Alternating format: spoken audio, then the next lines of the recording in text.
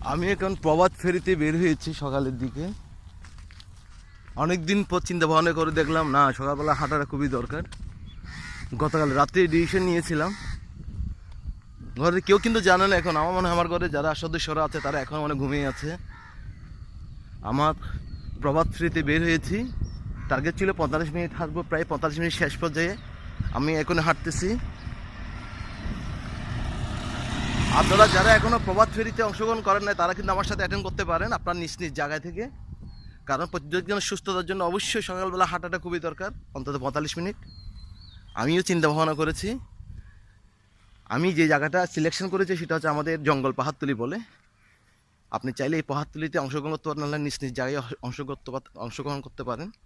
খুব সুন্দর মনোরম দৃশ্য দেখেন, অনেক সুন্দর মনোরম দৃশ্য। চারিদিকে লেক, সবুজ ঘাস, বিল, পাহাড়ি এলাকা।